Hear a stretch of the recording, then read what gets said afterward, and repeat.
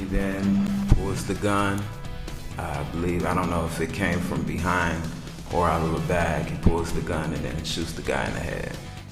A man recounts what he saw the night Jason Cleereman was killed during testimony today in the Theodore Edgecomb trial.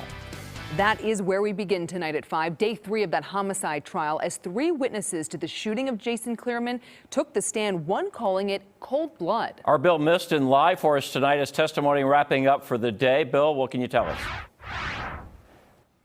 Well, Ted and Steph, that testimony wrapping up just moments ago. Of the witnesses who testified today, 2 of them were who witnessed the shooting, but were at a distance away and only saw just a couple of the seconds before Jason Cleereman was shot. But a third man was driving behind Cleereman and his wife further east down Brady Street and actually witnessed Cleereman get punched in the face while he was sitting in the vehicle by Theodore Edgecomb. That man decided to follow to see what was going to happen, only to see Cleereman get shot and killed.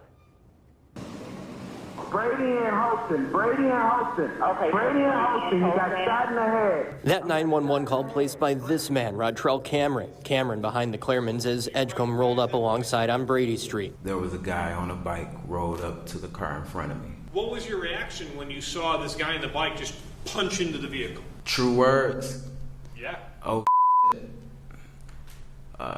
and then, oh, I didn't know why he did it. It was just a surprise. Cameron followed the Cleeremans as they turned onto Holton Street, and Jason Cleereman hopped out of the vehicle, jogged after Edgecomb.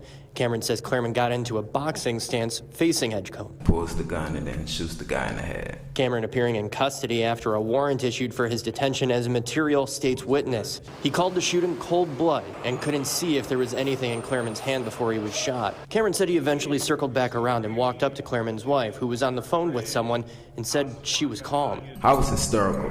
He got shot in the head. Cameron saying Edgecomb didn't appear afraid when he punched Cleereman in the car and couldn't hear anything said then or prior to the shooting. But Edgecomb did appear afraid as the Cleereman's car turned after him. Is there any time that you saw Mr. Edgecomb take any aggressive step toward Mr. Cleereman or identify any aggressive behavior from Mr. Edgecomb from the time he got back on that bike?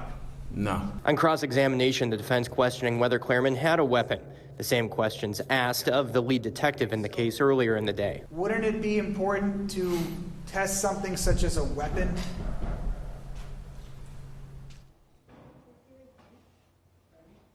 Now, that weapon that was being referenced is a pocket knife that was found in Cleereman's pocket and that was removed by investigators from his pocket after he was being tended to by police and first responders and was pronounced dead. One thing to note, while one of the other witnesses who had testified about witnessing the shooting was on the stand today, Judge David Borowski quickly shutting down that testimony after the witness said that a paralegal for the defense had come by his office, but that said that she was with the Milwaukee Police Department. The jury later excused, and that discussion continued on further, of which Borowski said none of the circumstances surrounding that and the explanations for it alleviating his concerns.